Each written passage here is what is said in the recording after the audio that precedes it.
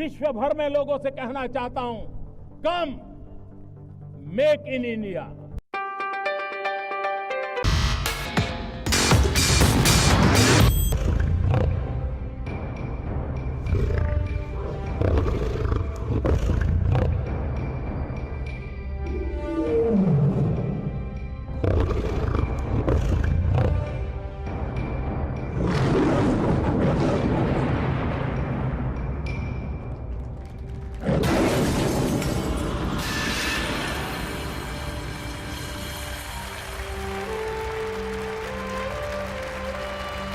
चौंतीस सम्मानीय सदस्यों ने अपने अपने विचार रखे।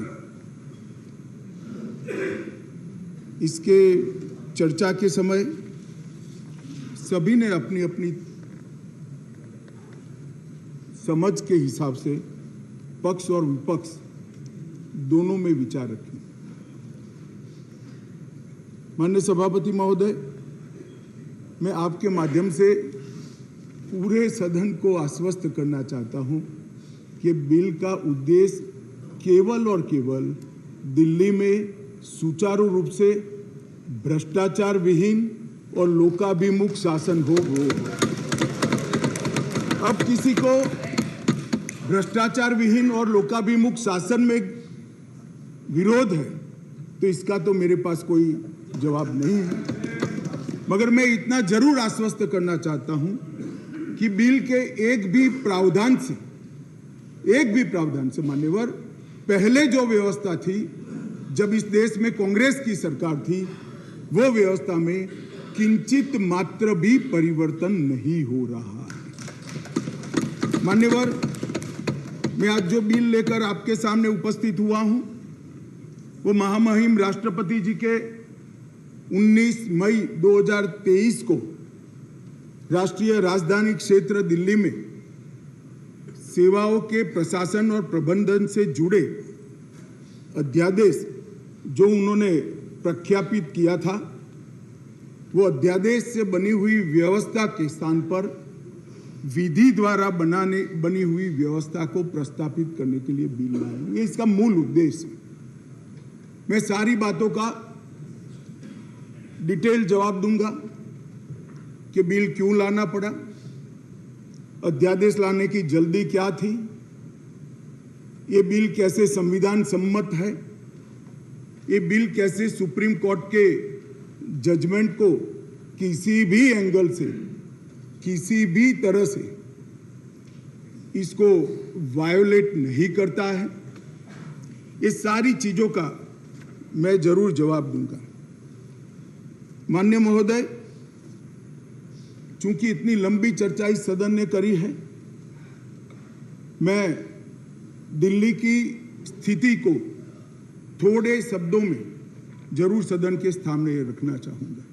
मान्यवर, दिल्ली कई मायनों में सभी राज्यों से अलग प्रदेश है, क्योंकि यहाँ संसद भवन भी है, कई सारे इंस्टीट्यूशन का स्टेटस एंजॉय करने वाली संवैधानिक हस्तियां यहाँ विराजमान होती, सुप्रीम कोर्ट है, एम्बेसीज यहाँ है, और बार बार दुनिया भर के राष्ट्राध्यक्ष यहाँ पर चर्चा करने के लिए यहाँ आते हैं। मान्यवर, इसीलिए दिल्ली को यूनियन टेरिटरी बनाया गया है। स्टेट लिस्ट के मुद्दों पर यहाँ की सरकार को सीमित मात्रा में अधिकार दिए हैं। दिल्ली असेंबली के साथ मगर सीमित अधिकारों के साथ यूनियन टेरिटरीज है। तो आगे पर जिसको भी दिल्ली में चुनाव लड़ना है, इसको दिल्ली के एक कैरेक्टर को समझना चाहिए। मान्यवर, मैं जब पंचायत का चुनाव लड़ता हूं और पार्लियामेंट के अधिकारों की मांग करता हूं, तो संवैधानिक रूप से पूरे नहीं हो सकते। हम जब चुनाव लड़ते हैं दिल्ली के एमएलए का या चीफ मिनिस्टर की दावेदारी करते हैं, तब हमको मालूम होना चाहिए कि यूनियन टेरिटरी से, और सपना तो मुझे कोई भी आ सकता है, मगर चुनाव में जो लड़ता हूं इसके हिसाब से भी हो सकता, सपने पूरे हो सकते हैं। और अगर देश का प्रधानमंत्री बनना है तो संसद का चुनाव लड़ना पड़ता है, दिल्ली के एमएलए का चुनाव से नहीं लड़ना पड़ता है। माननीय अध्यक्ष महोदय, दिल्ली के शासन का इतिहास भी मैं जरा बताना चाहता हूं। स्वतंत्रता पूर्व भी दिल्ली कई सालों से किसी न किसी प्रकार से देश का सत्ता का केंद्र रहा, राजधानी रहा। नजदीक के भूतकाल में चले जाइए तो 1911 में दिल्ली तहसील और महरौली थाना, ये दोनों को अलग कर राजधानी बनाया गया। बाद में वर्ष 1919 और 1935 के अधिनियमों में उस वक्त की ब्रिटिश सरकार ने दिल्ली को चीफ कमिश्नर प्रोविंस माना। स्वतंत्रता के समय के जब संविधान बनने की प्रक्रिया हुई, उस वक्त दिल्ली के स्टेटस के बारे में पट्टाभी सीतारामैया और बाबा साहेब आम्बेडकर की एक कमेटी बनी और ड्राफ्टिंग कमेटी ने दिल्ली की स्थिति को लेकर विस्तृत विचार विमर्श किया। माननीय सभापति महोदय, पट्टाभी सीतारामैया समिति ने दिल्ली को लगभग राज्य स्तर का दर्जा देने की सिफारिश की थी। उसी कमेटी के चर्चा के वक्त पंडित नेहरू, सरदार पटेल, सी राजगोपालाचारी, डॉक्टर राजेंद्र प्रसाद और स्वयं डॉक्टर अंबेडकर जैसे नेताओं ने इसका अलग अलग तर्क देकर विरोध किया था। मान्यवर, 1949 में संविधान के अंतिम मसौदे के साथ संविधान सभा के अध्यक्ष को भेजी गई डॉक्टर अंबेडकर की रिपोर्ट का मैं पेरा पढ़ना चाहता हूं। जहां तक दिल्ली का सवाल है, हमें ऐसा लगता है कि भारत के राजधानी के रूप में शायद ही किसी स्थानीय प्रशासन के अधीन दिल्ली को रखा जा सकता है। संयुक्त राज्य अमेरिका में संसद राजधानी के संबंध में पूर्ण विधायी शक्ति का अधिकार रखती है। ऑस्ट्रेलिया में भी ऐसा है। आगे अंबेडकर की रिपोर्ट कहती है, किसी विशेष क्षेत्र के मामले में क्या किया जाना है, ये राष्ट्रपति अपने आदेश द्वारा निर्धारित करेंगे। निसंदेह वह अन्य मामलों की तरह इसमें भी जिम्मेदार मंत्रियों की सलाह पर काम करेंगे। यदि वह चाहे तो दिल्ली में एक उपराज्यपाल रख सकते हैं। वह आदेश द्वारा एक स्थानीय विधायिका भी बन सकता है और इसके संगठन एवं शक्तियों का प्रावधान संसद कर सकती है। मान्यवर, श्रीमान मनोज जी ने कहा कि मैं कोटेशन को पढ़ाता हूं। मनोज जी, अगर इसी प्रकार के कोटेशन का इंटरप्रिटेशन आप जेएनयू में पढ़ाते होगे तो विद्यार्थियों की बुरी गत होगी। कोटेशन का रेफरेंस, मान्यवर, कई मायनों में बदलता है, मगर भौगोलिक स्थिति और राजधानी का अस्तित्व ये तो आज भी वही है। ये जो रिपोर्ट है वो इसलिए दिल्ली को पूर्ण राज्य बनाने के साथ सहमत नहीं थी कि दिल्ली राजधानी क्षेत्र है।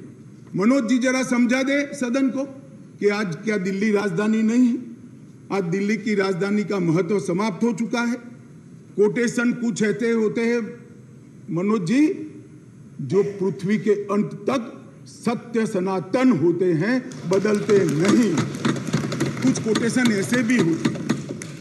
मान्यवर, स्वतंत्रता के बाद पार्ट सी स्टेट एक्ट 1951 से दिल्ली को विधानसभा दी गई, किंतु विधानसभा की शक्तियां सीमित एवं संसद के कानून के तहत रखी गई। ये भी सोच समझ कर किया गया। वर्ष 1956 में राज्य पुनर्गठन आयोग की सिफारिशों के आधार पर दिल्ली में विधानसभा को भंग कर दिया गया और दिल्ली को संघ शासित प्रदेश बना दिया गया। लगभग 3 दशक तक मान्यवर व्यवस्था चलती रही। 87 में सरकारिया कमेटी बनी, जो बाद में बालकृष्णन कमेटी में परिवर्तित हुई और उसमें 1991 में 69वां संवैधानिक संशोधन किया, जिसमें संविधान में धारा 239 ए डाली गई और दिल्ली को विशेष दर्जा दिया गया। मैं इस बात पर पूरे सदन का ध्यान आकृष्ट करना चाहता हूं कि दिल्ली के रेफरेंस में संविधान का जब भी जिक्र करते हैं दिल्ली के शासन को मिले हुए अधिकारों के लिए, तब संविधान में धारा 239A को पढ़ना होगा, क्योंकि ये विशेष धारा है जो यूटी राजधानी क्षेत्र को व्याख्यायित करती है और उसकी शासन संबंधी सभी व्यवस्थाओं को इसमें वर्णित किया गया है। अब इसमें आप यहाँ पर ऐसा भाषण करेंगे कि आज दिल्ली की बारी है, कल उड़ीसा की है, आज दिल्ली की बारी है, कल आंध्र प्रदेश की है, आज दिल्ली की बारी है, कल फलाने राज्य की है। कोई संसद सदस्य ऐसी बातें सुन के अपना मत नहीं बदलेगा। राघव जी, आप जरा भी चिंता मत करिए। ऐसा नहीं है कि सिर्फ आप पढ़ सकते हैं, सभी लोग पढ़ सकते हैं, सभी लोग समझते हैं और सभी लोग चीज़ों को जानते भी हैं। सभी लोग जानते हैं कि इस प्रकार के बदलाव किसी राज्य में नहीं हो सकते, यूटी में ही हो सकते। मगर प्रॉब्लम इसमें राज्य और यूटी का नहीं है। हम है यूटी में, चुनाव यूटी के लड़े हैं और राज्य की पावर एंजॉय करनी है, इसका प्रॉब्लम है। मान्यवर, प्रॉब्लम का कोई जवाब भारत सरकार के पास नहीं है, दिल्ली की जनता के पास भी नहीं है, ये सदन के पास भी नहीं है। अपनी मानसिकता को ही बदलना पड़ेगा, सीमित करना पड़ेगा, संयत करना पड़ेगा, तब जाकर मान्यवर इसका रास्ता निकलेगा। मान्यवर, क्या हुआ बाद में? 91 से 2015 तक ऊपर नीचे कई बार एक दल की सरकार आई, कई बार विपक्ष की सरकार आई। मैं बहुत जिम्मेदारी के साथ यहां बताना चाहता हूं कि इस बिल से जो ट्रांसफर पोस्टिंग के सेवाओं के काम के लिए जो अधिकार का वर्णन किया गया है, ये सारे अधिकार प्रैक्टिस में यहीं पर वो ही चलते थे। 91 से लेकर 2015 तक मदन लाल खुराना जी मुख्यमंत्री रहे, फिर साहिब सिंह वर्मा बने, फिर थोड़े समय के लिए स्वर्गीय सुषमा स्वराज जी बनी, फिर थोड़े शीला दीक्षित जी बनी, मगर किसी से केंद्र सरकार से झगड़ा नहीं हुआ, किसी को नहीं हुआ, क्योंकि सब लोग विकास करना चाहते थे, सब पावर लेना नहीं चाहते थे। मान्यवर, उस वक्त कई बार कांग्रेस की सरकार थी और हमारी सरकार ऊपर रही, कई बार हमारी सरकार नीचे थी, ऊपर कांग्रेस की सरकार रही। ट्रांसफर पोस्टिंग के लिए कभी झगड़ा नहीं हुआ। उस वक्त यही व्यवस्था से निर्णय होते थे और किसी मुख्यमंत्री को कोई तकलीफ नहीं थी। मगर 2015 में एक आंदोलन के आधार पर बनी हुई सरकार है और फिर जो बताया कई सदस्यों ने कि केंद्र सरकार पावर हाथ में लेना चाहती है। भैया, केंद्र सरकार को पावर हाथ में लेने की जरूरत नहीं है। 130 करोड़ की जनता की कृपा से हमें पावर भारत की जनता ने ही दे दिया। ये अधिकार हमें भारत की जनता ने दिया और कई राज्यों में, पूर्ण राज्यों में भारतीय जनता पार्टी की पूर्ण बहुमत की सरकार चल रही है। कोई पावर लेने की जरूरत नहीं है। एक बिल हम लाए हैं पावर केंद्र में लाने के लिए नहीं, केंद्र ने दिए हुए पावर पर दिल्ली यूटी की सरकार अतिक्रमण करती है, इसको वैधानिक रूप से रोकने के लिए यह बिल लेकर आया। मान्यवर, शब्दों के श्रृंगार से असत्य को सत्य नहीं बनाया जा सकता। लंबे चौड़े ऑक्सफोर्ड की डिक्शनरी के सुंदर सुंदर अंग्रेजी शब्दों से बोलने से असत्य सत्य नहीं हो जाता है। मान्यवर, मैं सबको बताना चाहता हूं कि कोई भी इसका विरोध करे जो अगर सत्य है कि 91 से लेकर 2015 तक यही व्यवस्था चलती थी, इसमें हमने कोई फर्क नहीं किया है। मान्यवर, मैं इसलिए बात करना चाहता हूं कि नई व्यवस्था आई। कई सदस्यों ने कहा, मैं तो तब बोलना नहीं चाहता मगर कहा है इसलिए सिर्फ रिपीट करता हूं कि अराजकता फैलाने का काम दिल्ली में शुरू हो गया। मान्यवर, शासन व्यवस्था के एक फ्रेमवर्क में चलना पड़ता है। अगर मैं मंत्री हूं तो मेरे मंत्री के नाते अधिकार है तो दायित्व भी है। मैं किसी और के अधिकार का हनन नहीं कर सकता। मान्यवर, कई बार ऐसी व्यवस्था आई, मैं बाद में बात करूंगा। अभी चिदम्बरम जी खड़े हो गए थे, वो होम मिनिस्टर थे तब क्या हुआ था और उन्होंने फाइल पर क्या लिखा है वो भी है मेरे पास, मैं बताऊंगा मान्यवर। परंतु मैं इतना स्पष्टता से कहना चाहता हूं कि 91 से लेकर 2015 तक ये व्यवस्था जस की तस थी, जिसको बदलने के लिए 2015 में एक परिपत्र किया गया दिल्ली सरकार द्वारा, जिसको नलीफाई करने के लिए भारत सरकार ने एक परिपत्र सेवाओं के बारे में इश्यू किया। उसको उच्च न्यायालय में चुनौती दी गई, उच्च न्यायालय में भारत सरकार के पक्ष में फैसला आया, फिर सर्वोच्च न्यायालय की खंडपीठ को वो रिफर कर दिया गया।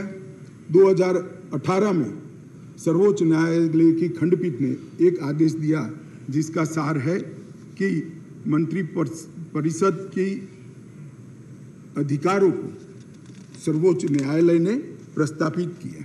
मान्यवर, फिर वो डिवीजन बेंच के अंदर 2 जज की बेंच के अंदर गया, वहां सहमति नहीं बनी और फिर से खंडपीठ को रिफर कर दिया गया और 11 मई को सर्वोच्च न्यायालय की खंडपीठ ने सेवाओं के मामले में अपना निर्णय दिया। ये जो निर्णय है मान्यवर, इसमें सर्वोच्च न्यायालय ने ये विषय तय किया है, भारतीय संघ को केवल 3 विषयों पर पॉलिसी और पुलिस, पब्लिक ऑर्डर और लैंड, ये 3 विषय पर ही कार्यकारी अधिकार प्राप्त है। सेवाओं का अधिकार दिल्ली सरकार के पास रहता है। परंतु उसी जजमेंट में ये कहा गया, हालांकि 239A को कोट कर कि संसद को दिल्ली राजधानी क्षेत्र के सभी विषयों पर और किसी भी क्षेत्र पर कानून बनाने का अधिकार है। मान्यवर, अब जो लॉयर होते हैं वो बातों को बहुत खूबसूरत तरीके से रखने में माहिर होते हैं। एक ही अधिवक्ता एक बार एक धारा को डिफेंड करता है तो वही अधिवक्ता दूसरी बार वही धारा का विरोध करता है, मगर हमको तो ऐसी महारत हासिल नहीं, हम तो सार्वजनिक जीवन के छोटे कार्यकर्ता है, तो जो सच होते हैं वो बोलते हैं। मैंने अभिषेक मनु सिंघवी जी को ध्यान से सुना। मान्यवर, उन्होंने कहा, उन्होंने क्या करा उनको पूरा मालूम है, मैं मानता हूं मालूम होगा, बड़े विद्वान वकील है। उन्होंने अनुच्छेद 339A7A को पढ़ा, जिसमें लिखा है 239AA7A के तहत संसद को केंद्र सरकार के प्रावधानों को इफेक्ट देने या सप्लीमेंट करने के लिए कानून बनाने का पूरा अधिकार है। उन्होंने पढ़ा, मगर इसके ऊपर 3B में नहीं गए। मैं अब पढ़ता हूं 3B क्या है। पहले मैं 239A में दिल्ली के विषय में विशेष प्रावधान किए गए हैं। इसके तहत दिल्ली विधानसभा सहित संघ शासित प्रदेश है, विधानसभा सहित संघ शासित प्रदेश।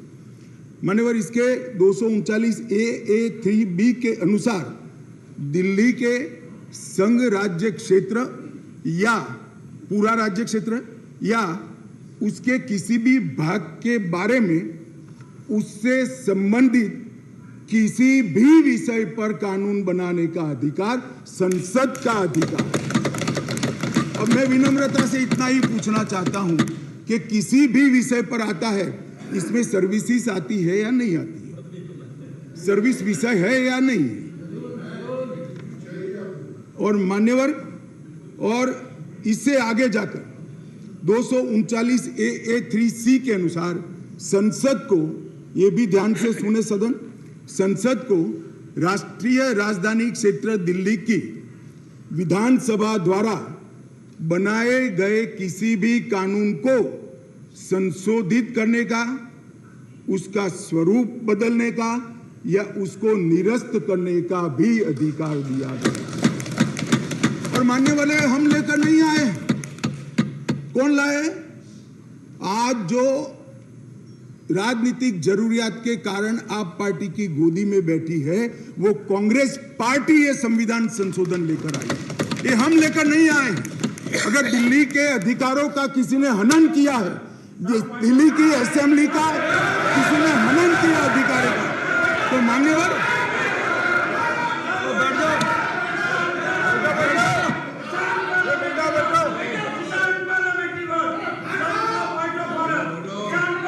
आपको मिर्ची लगी होगी, बैठ जाओ बैठ जाओ।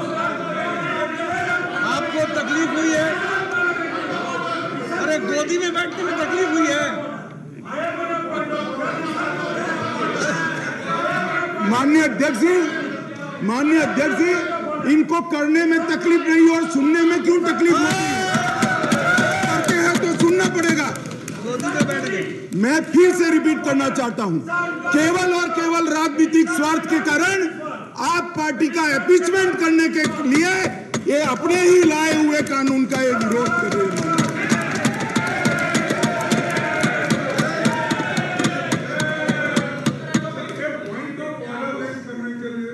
कैसा point of order?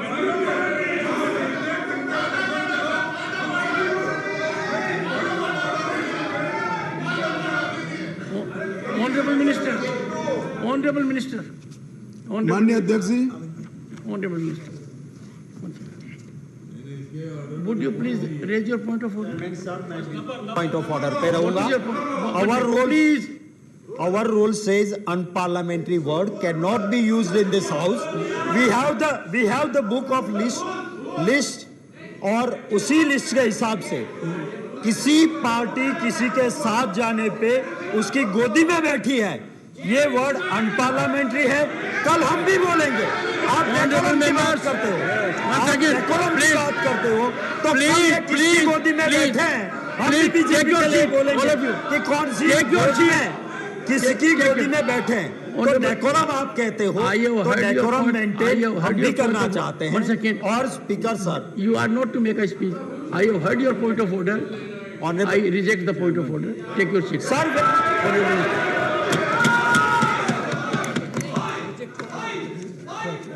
Honorable Minister. माननीय अध्यक्ष जी, यहां पर बहुत सारे सदस्यों ने बड़ी बड़ी दुहाइयां दी, संविधान की दुहाइयां दी, डेमोक्रेसी की दुहाइयां दी और अदालत के फैसले की सम्मान करने की दुहाइयां दी। माननीय अध्यक्ष जी, मैं इनको बहुत विनम्रतापूर्वक कहना चाहता हूं, मैं सबसे पहले अदालत के फैसले की बात करता हूं। अदालत के फैसले की अवमानना तब होती है तब अदालत ने किसी भी प्रकार का स्थगन आदेश दिया है। इसमें स्थगन आदेश मांगा गया था, अदालत ने दिया नहीं। दूसरी बात, अदालत के फैसले की अवमानना तब होती है जब हम अदालत के फैसले के विरुद्ध कोई बिल लेकर आते हैं। यहाँ अदालत ने अपने फैसले में स्वयं कहा है कि दिल्ली संघ राज्य के लिए देश की संसद किसी भी प्रकार का कानून बना सकती है। और माननीय अध्यक्ष जी, मैं सर्वोच्च अदालत के प्रति अति विनम्रता रखते हुए बताता हूं कि कई फैसले ऐसे होते हैं जो न्याय की कानून की इंटरप्रिटेशन करते वक्त अदालत देती है, मगर आज की जनभावनाओं के अनुरूप वो नहीं पाए जाते हैं। तो इस आज़ादी से अब तक ढेर सारे इतने उदाहरण हैं जिसमें संसद ने अदालत के फैसलों को बदलने के लिए कानून लेकर आए, मगर इसमें तो एक केस भी नहीं है। माननीय अध्यक्ष जी, इस देश की संसद ने कई बार संविधान बदला है। अदालत के फैसले की बात छोड़िए, अदालत के फैसले को न्यूट्रलाइज करने के लिए कई संविधान के पैराग्राफ जोड़े गए हैं माननीय अध्यक्ष। और ये संसदीय परंपरा है जिसको अदालतों ने भी स्वीकार किया है। और पहला संविधान संशोधन तो तब हुआ जब पार्लियामेंट भी नहीं बनी थी मान्यवर। कॉन्स्टिट्यूएंट असेंबली ने पहला संविधान संशोधन पारित किया था, तब से संविधान बदलने की प्रक्रिया चली है। और मैं आपको बताता हूं भाई, हम संविधान में बदलाव इमरजेंसी डालने के लिए नहीं लाए हैं। हम संविधान में बदलाव उस वक्त की तत्कालीन राष्ट्रपति की सदस्यता जो चली गई थी इसको पुनर्जीवित करने के लिए नहीं लाए हैं और इमरजेंसी डालकर लाखों लाखों डेमोक्रेटिक कार्यकर्ताओं को जेल में अरे खड़गे जी सुनिए, मैं धैर्यपूर्वक सुना हूं। कांग्रेस को लोकतंत्र पर बोलने का कोई अधिकार नहीं है। आप क्या बात करते हो लोकतंत्र की?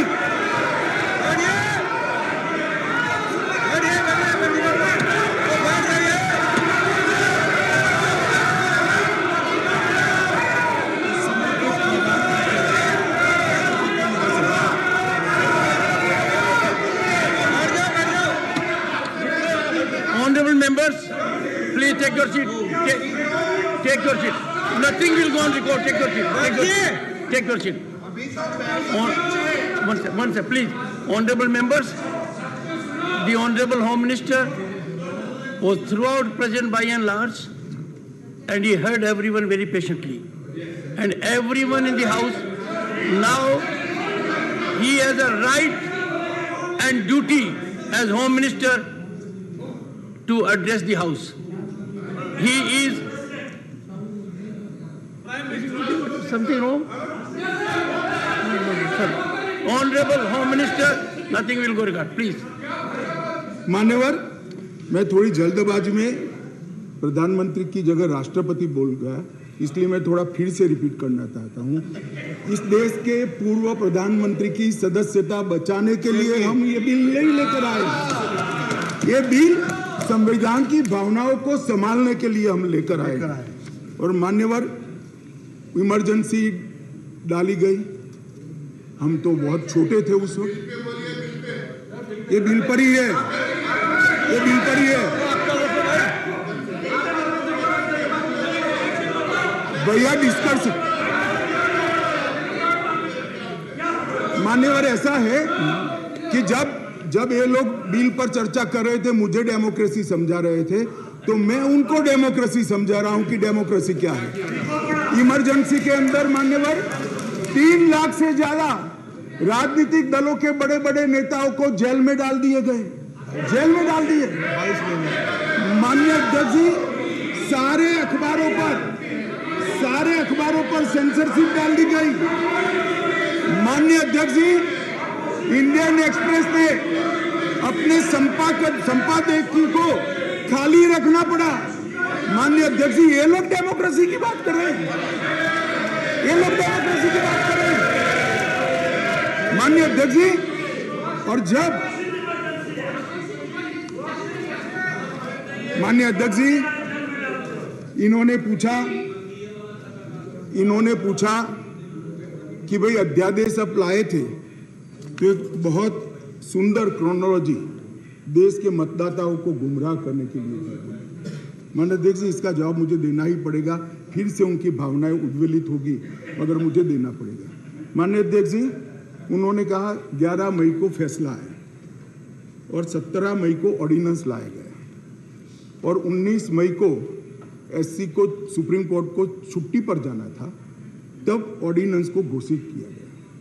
माननीय अध्यक्ष जी, मैं इसका तो पूरा क्यों करना पड़ा इसका मुझे जस्टिफिकेशन देना चाहिए, क्योंकि विरोध भी 2 दर्ज हुए इसी विषय पर। परंतु मैं उनको ये कहना चाहता हूं, और एक मुद्दे कौन खड़े कर रहे हैं जिनका पूरा जीवन सुप्रीम कोर्ट में वकीलात करते करते गया।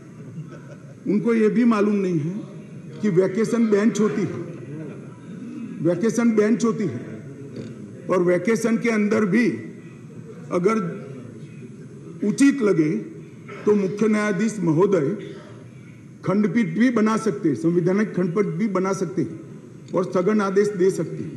वैकेशन के बाद क्या हुआ, ऑर्डिनेंस आ गया, वैकेशन के बाद चैलेंज किया, चैलेंज कर स्थगन आदेश मांगा, सुप्रीम कोर्ट ने नहीं दिया, आज भी नहीं है।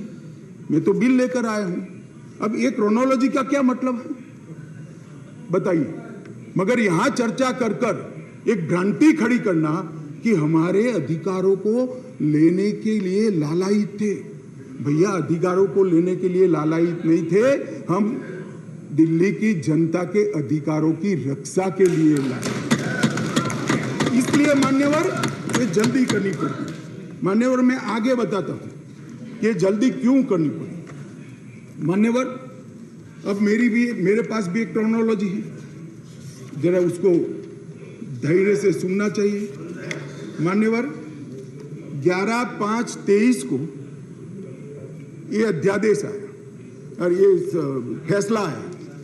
फैसला लगभग 3-4 बजे के आसपास घोषित हुआ। उसके बाद में 5:30 बजे फैसला क्या था मान्यवर? फैसला तो ये था कि संवैधानिक खंडपीठ ने एक फाइंडिंग दिया है, ये रेगुलर बेंच के सामने जाएगा, रेगुलर बेंच हियरिंग करेगी और बाद में इस पर आदेश पारित करेगी, तब जाकर फैसला लागू होगा। फैसला तो अभी लागू भी नहीं हुआ है। मगर जल्दबाजी किसको कहते हैं मैं बताता हूं श्रीमान राघव चड्ढा जी। जल्दबाजी इसको कहते हैं कि अभी आदेश तो पारित भी नहीं हुआ था, एक नीति विषयक फैसला लिया जो 2 जजों की खंडपीठ ने सुनकर उस पर आदेश पारित किया जाना था, इसके बाद इंप्लीमेंटेशन होना था।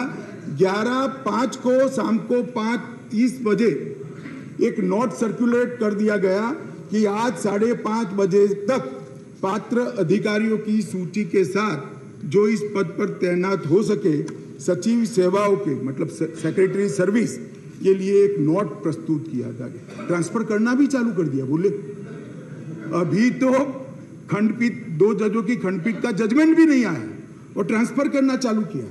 सोशल मीडिया में घोषणा कर दी, अभी तो एप्लीकेशन मंगाई, नोट मंगाया है। सोशल मीडिया पर कह दिया श्री आशिक माधवराव मोरे को बदल दिया गया।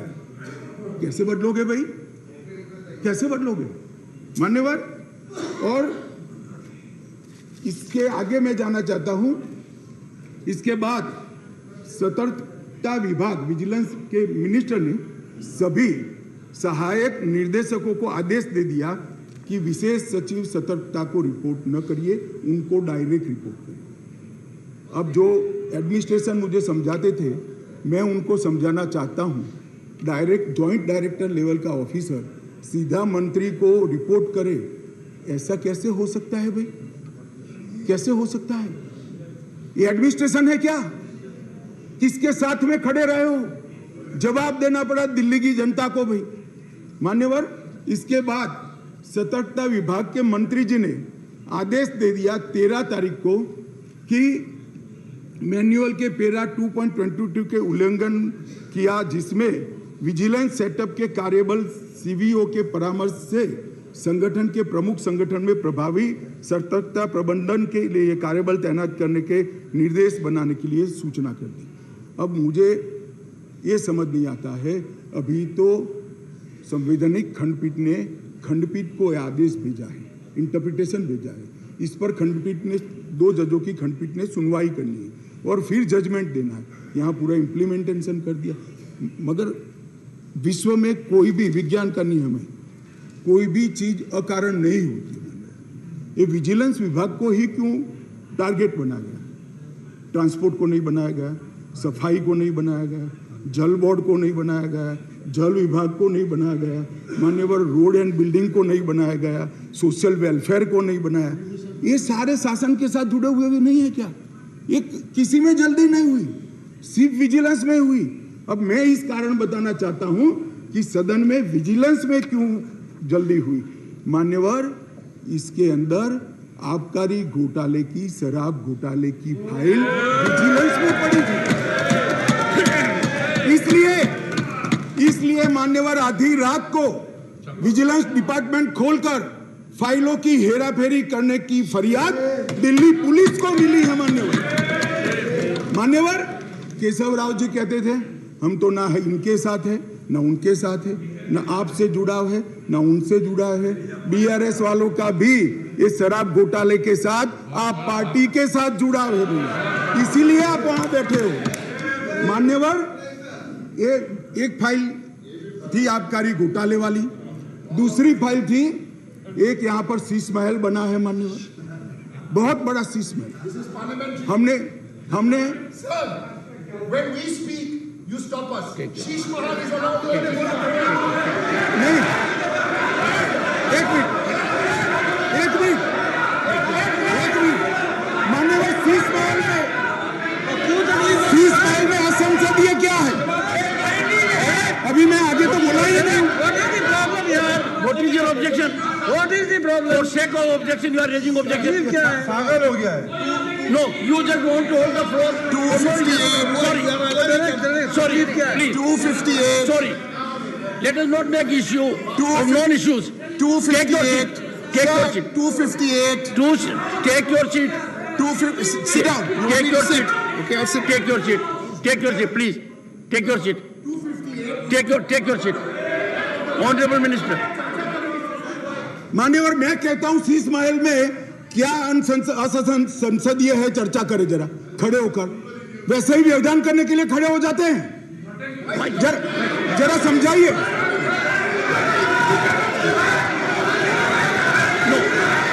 मान्यवर, मेरा निवेदन है, मान्यवर मेरा निवेदन है, असंसदीय क्या है इसमें इसकी चर्चा की जाए। मेरा निवेदन है। Take your seat, please. Take your seat. Take your seat. Take your seat. Sheesh Mahal पे चर्चा हो जाए। Take your seat. Take your. You. Mr. Derek O'Brien. You deliberately got up only to create disturbance, only to create disruption. This will not be accepted. Please. Sir, leader would like to speak, sir. Sir. Take. Sir. Take. Sir, leader of the house. Please. Sir, leader of the house. No, please. Honorable Minister. Sir, ये आपने पिछली बार भी इस विषय के ऊपर बड़ी गंभीरता बताई थी कि जो थिएट्रिक्स करने का सिलसिला इस सदन में जो माननीय सदस्य करते हैं, अगर इनको हिम्मत है, अगर इनका इरादा शीश महल के ऊपर चर्चा करने का है, तो आप अभी के अभी शीश महल के ऊपर चर्चा के लिए तैयार है। हो जाए शीश महल के ऊपर पूरी चर्चा। जो ये शीश महल को ऑब्जेक्ट कर रहे हैं, Take your seat.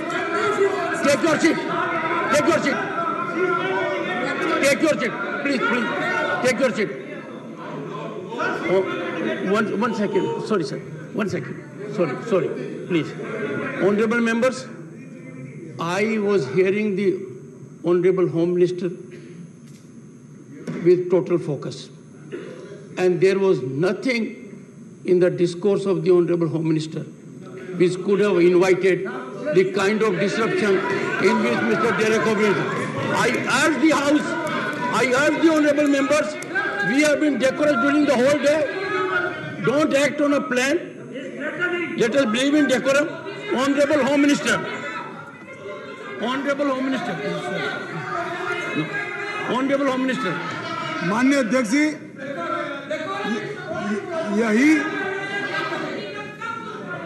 जिसको निशाना बनाया गया वही विजिलेंस की ऑफिस में मुख्यमंत्री के नए बंगले पर खर्च हुए अवैध खर्चे के लिए और आवंटित की गई राशि से 6 गुना ज्यादा खर्चे के लिए जांच की फाइल भी उसी के अंदर थी।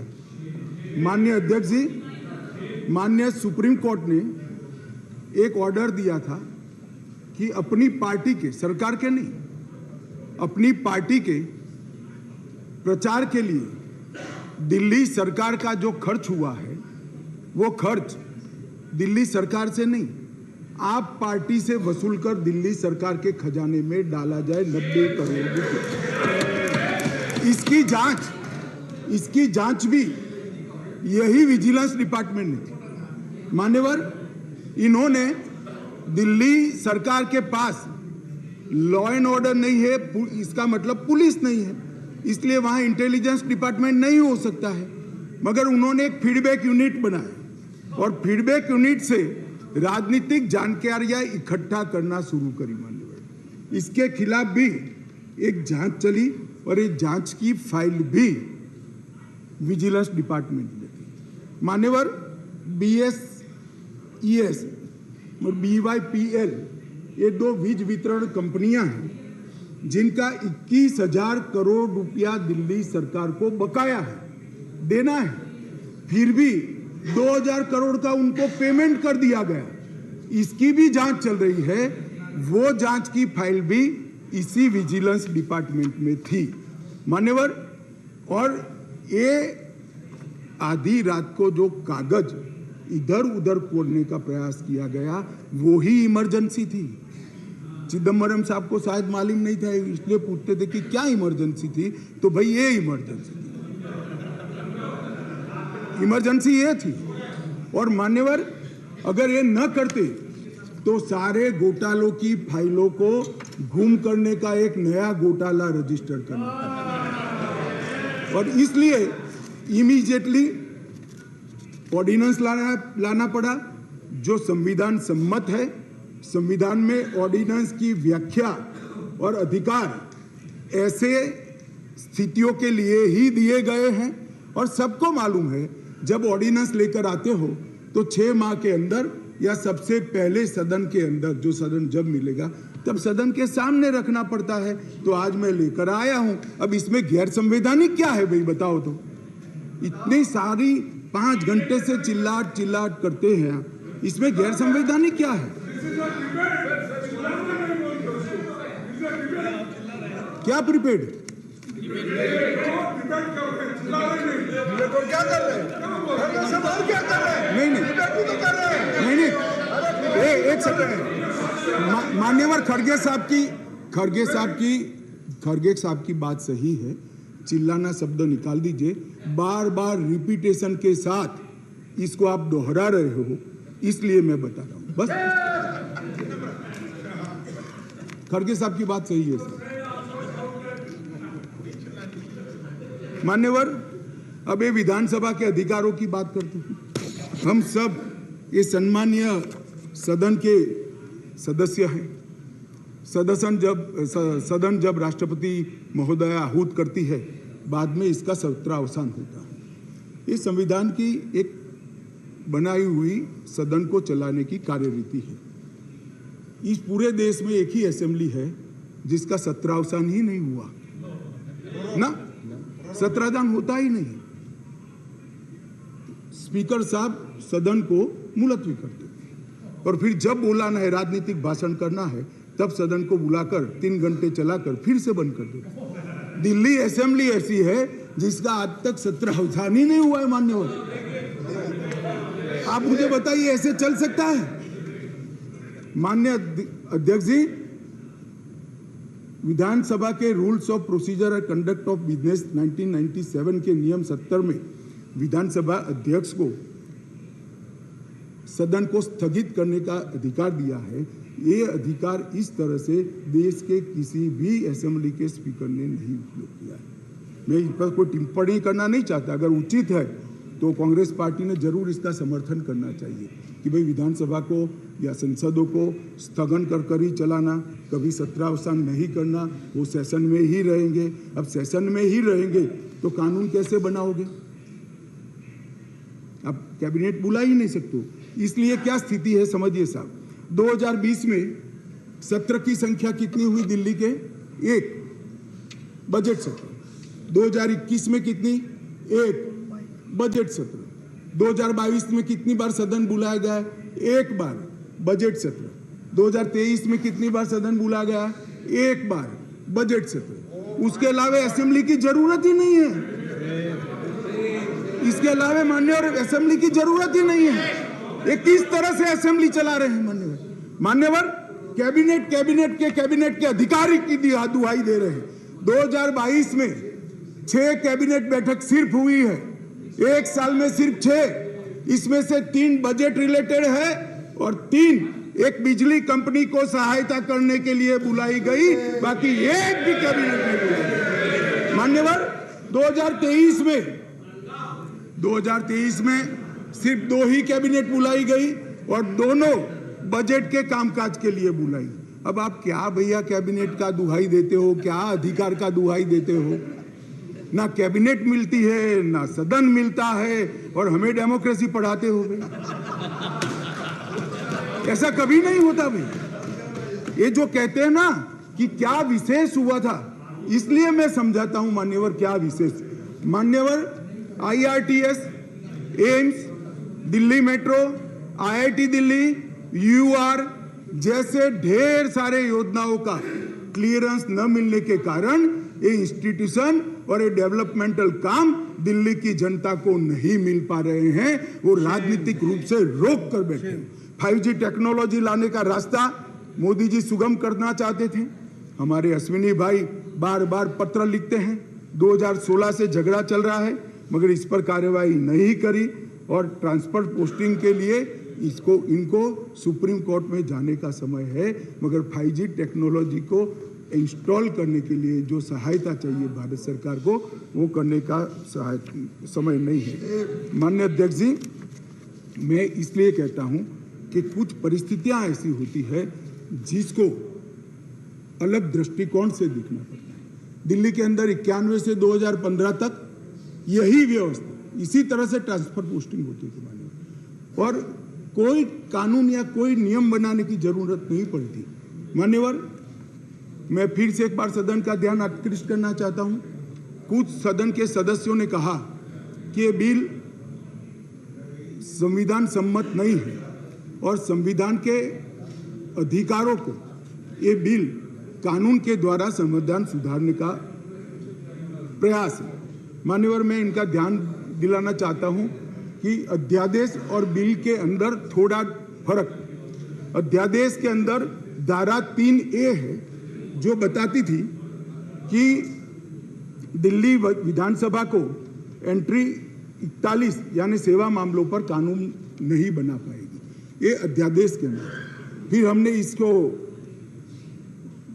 ध्यान से बारीकी से अध्ययन किया, काफी लोगों की राय भी ली और लगा कि ये एकदम वायोलेशन तो नहीं है संविधान का मगर ग्रे एरिया है। इसलिए जो मैं बिल लेकर आया हूं, विधेयक लेकर आया हूं, इसमें धारा 3A को भारत सरकार ने ही हटा लिया है, इसलिए वायोलेशन का क्वेश्चन डज नॉट अराइज। धारा 3A को हमने हटा लिया है, अध्यादेश से हटाकर बिल में धारा 3A को नहीं डाला गया है। अब दिल्ली की विधानसभा को भी सेवा में कानून बनाने का अधिकार है, आप बना सकते हो, मगर केंद्र का कानून अभी जो बना है इससे कॉन्ट्राडिक्टरी कानून नहीं बना सकते हो, इतना ही है। माननीय अध्यक्ष जी, एक मैंने कह दिया, अगर 239 AAB एक बहुत बड़ी चर्चा चली कि मंत्रियों के अधिकार अफसरों को दे दिए गए। कैबिनेट के अंदर अफसर कैबिनेट नोट भेजेंगे। तो माननीय अध्यक्ष जी, मैं तो 2 सरकारों में रहा हूँ, गुजरात सरकार में रहा हूँ और अभी मोदी जी के नेतृत्व में भारत सरकार में काम होता। कभी मैंने as a minister cabinet note sign नहीं किया, फाइल साइन की है मगर कैबिनेट नोट तो सेक्रेटरी ही भेजते हैं। शायद आप लोगों के राज्य में मंत्री की सिग्नेचर से जाती है तो मुझे मालूम नहीं है।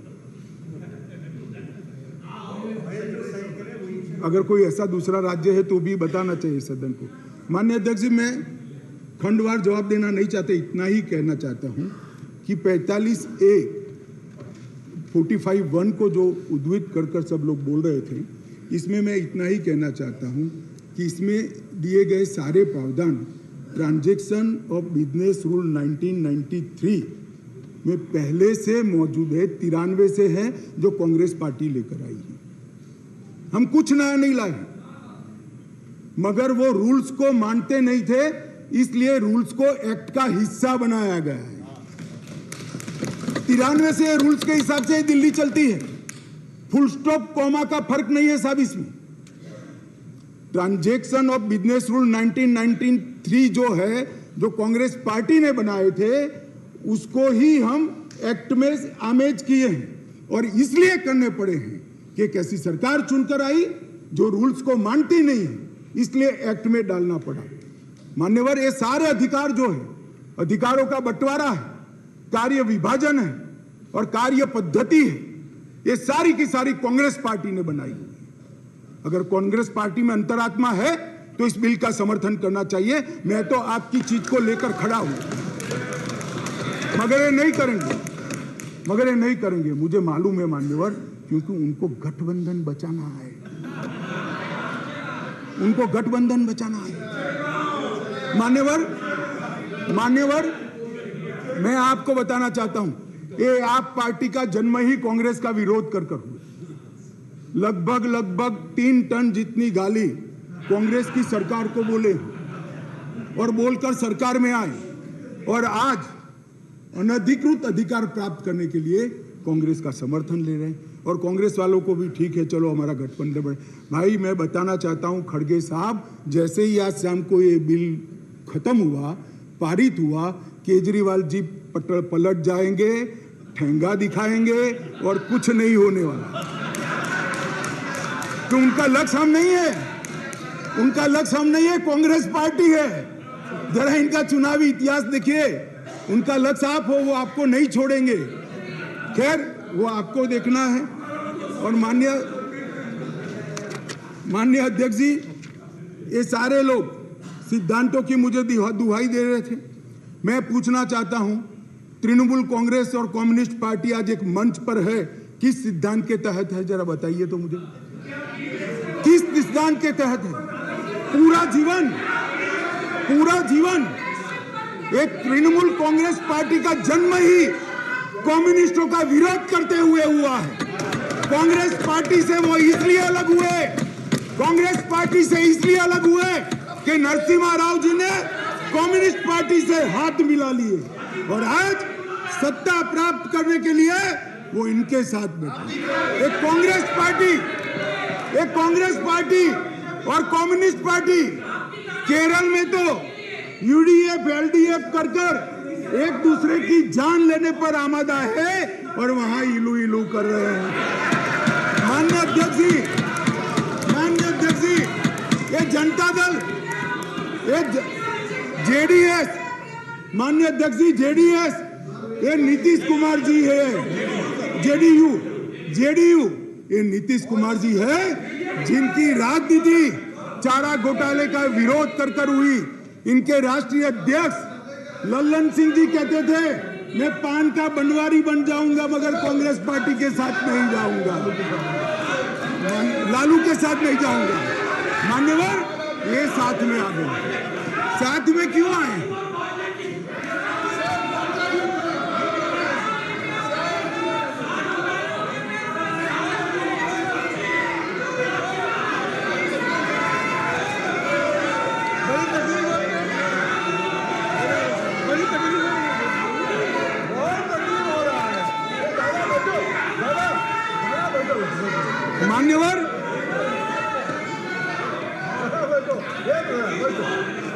मान्यवर, ये साथ में क्यों आए हैं?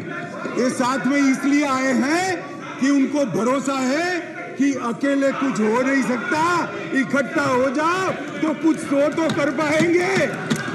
मगर मैं आज बताना चाहता हूं मान्यवर, और 5-10 लोगों को जोड़ दो, कुछ नहीं होने वाला है। 24 मई में फिर से नरेंद्र मोदी प्रधानमंत्री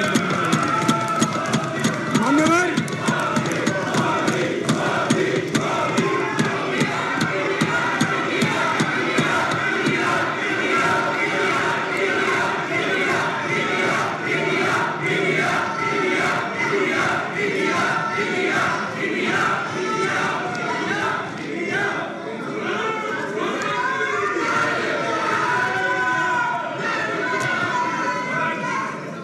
मान्यवर श्री संजय राउत ने कहा, मान्यवर श्री संजय राउत ने कहा,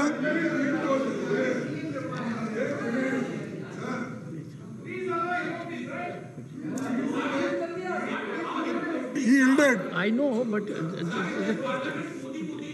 just take it.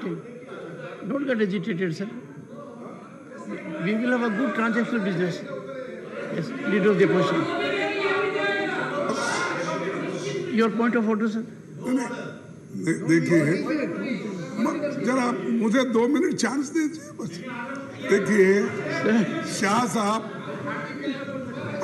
उन्होंने ऑर्डिनेंस पे बोल रहे हैं, ठीक है, लेकिन ऑर्डिनेंस को छोड़ के वो हमारे इमरजेंसी से लेकर और अब तक जो आगे 2024 में, अरे भाई चुप, सब आधे कांग्रेस के हैं इसमें, आधे कांग्रेस में है। देखिए आप भी सब आप भी थे। तो सर मेरा एक ही निवेदन है कि शाह साहब अच्छे भाषा में बोलते हैं, हिंदी में अच्छा, जैसा अंग्रेजी में हार्वर्ड को उन्होंने बोले कि अच्छे शब्दों में ऐसा वैसा ही वो भी हिंदी में बहुत अच्छे तरीके से व्याकरणबद्ध हिंदी बोल रहे हैं। ठीक है, लेकिन क्या बोल रहे हैं कि 2024 के इलेक्शन को संदेश दे रहे हैं यहाँ से कि हम जीतेंगे। माननीय खड़गे जी और और अपोजिशन का पूरा अपोजिशन के टीका टिप्पणी कर रहे हैं। आप अपने विषय में बोलिए। माननीय खड़गे जी, आप डिबेट में करीब पूरे समय रहे हैं। और डिबेट में आप करीब पूरे समय रहे हैं, पर कुछ समय आप नहीं थे।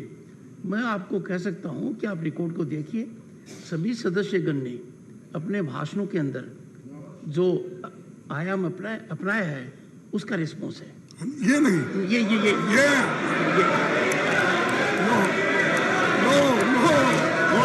Honourable home minister, honourable home minister, honourable home minister, honourable home minister. खड़गे साहब मैं ध्यान रखता हूं,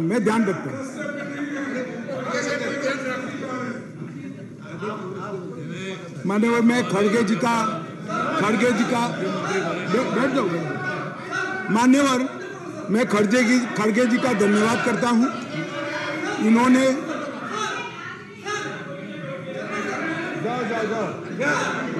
मान्यवर, मैं खड़गे जी का धन्यवाद करना चाहता हूं कि इन्होंने मुझे सदन की उच्च परंपराओं का ध्यान दिलाया। मैंने सदन की परंपराओं का ध्यान रखते हुए सटल वे में मेरी बात कही थी, परंतु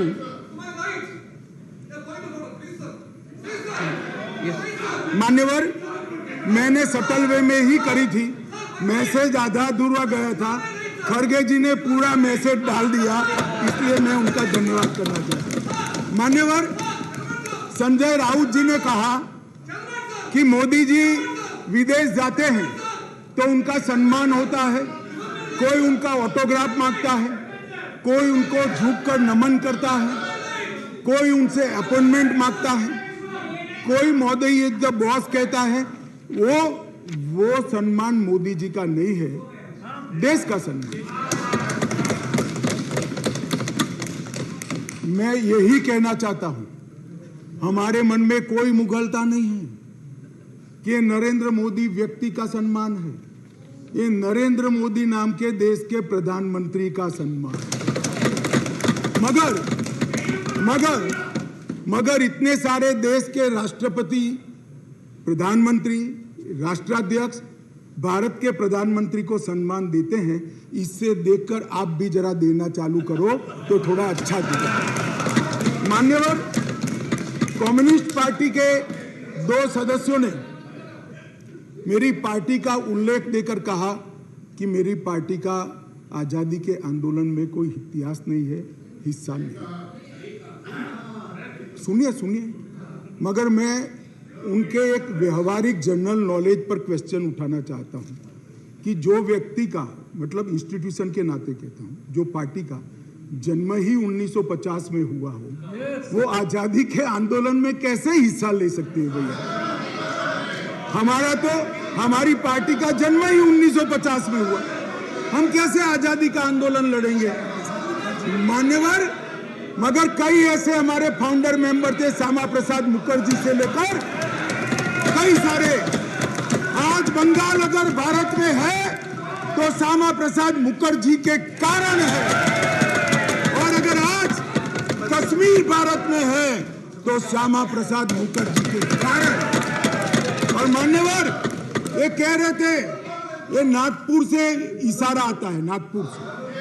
ठीक है भाई, चलो 1 सेकंड के लिए मेरी बात मान लो, नागपुर से इशारा आता है, आपकी बात को मैं मान लेता हूं, मगर नागपुर तो भारत का हिस्सा है, रसिया या चीन नहीं है। आपकी पार्टी को रसिया और चीन से इशारा लेती थी। मान्यवर, ये मुझे क्या कह रहे हैं? कम्युनिस्ट पार्टी बात कर रही है देशभक्ति की, कम्युनिस्ट पार्टी देशभक्ति की बात कर रही है।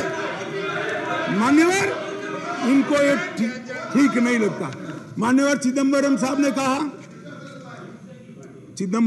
ने कहा कि दिल्ली के लिए भी बीजेपी का अधिकार नहीं, दिल्ली में बीजेपी की दोनों बार सरकार नहीं हुई। तो भाई अगर यही सिद्धांत है तो आपको तो बोलने का ही अधिकार नहीं है। आपके तो ना संसद सदस्य है ना धारासभा में कोई सदस्य है। हमारे कम से कम 7 संसद सदस्य भारतीय जनता पार्टी के। और यही थियरी को माने तो विपक्ष के नेता ने ढेर सारे राज्यों के लिए वो बोल ही नहीं पाए। यूपी के लिए नहीं बोल पाएंगे, बिहार के लिए नहीं बोल पाएंगे, बंगाल के लिए नहीं बोल पाएंगे, ओडिशा में नहीं बोल पाएंगे, नॉर्थ ईस्ट में। ये सदन का हर सदस्य देश के झर्रे झर्रे के लिए चप्पे चप्पे बोल सकते। किस तरह से देश के गृह मंत्री को रिस्ट्रिक्ट करना चाहते हैं? मान्यवर, मैं सदन का सदस्य हूं तो भी देश के किसी भी हिस्से के लिए चिंता करने का मेरा अधिकार है और संविधान दत्त अधिकार। मान्यवर, किस प्रकार की बात इतने सीनियर व्यक्ति करते हैं? मान्यवर,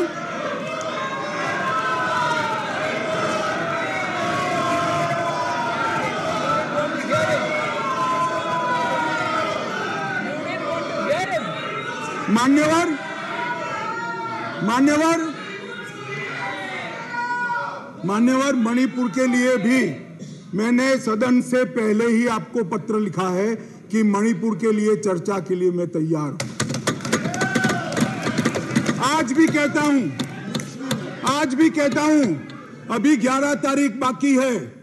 हमें कुछ छिपाना नहीं है, छुपाना आपको है जो चर्चा होने नहीं देते हो, आपको छुपाना है। और मैं कहता हूं मान्यवर, 11 तारीख को चर्चा खड़गे जी कह दे, मैं कहता हूं इसी तरह से सुन नहीं पाएंगे मान्यवर, नहीं सुन पाएंगे। और इसीलिए मणिपुर पर चर्चा करने के लिए तैयार। मान्यवर,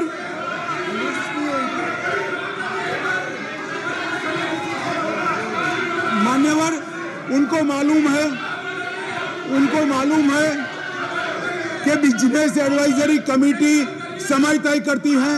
मैं अभी देश की जनता के सामने कहता हूं, 11 तारीख को, एक सेकंड, सुन लिया,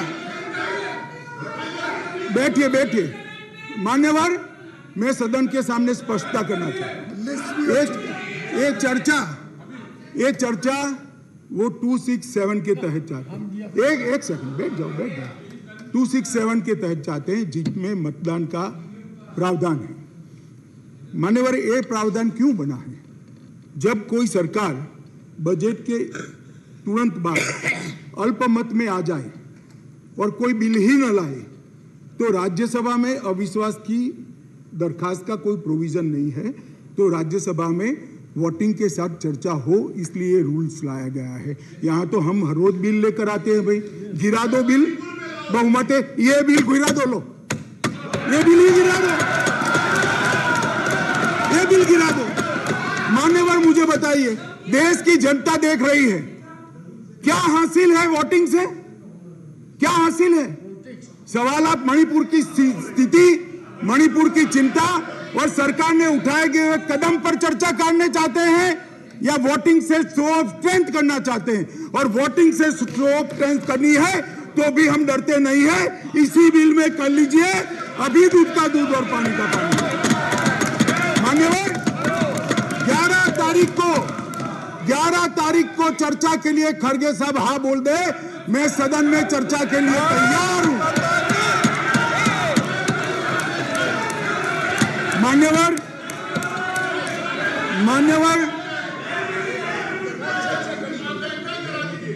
ऐसा है जयराम जी, आपको भी मालूम है अभी नहीं हो सकती।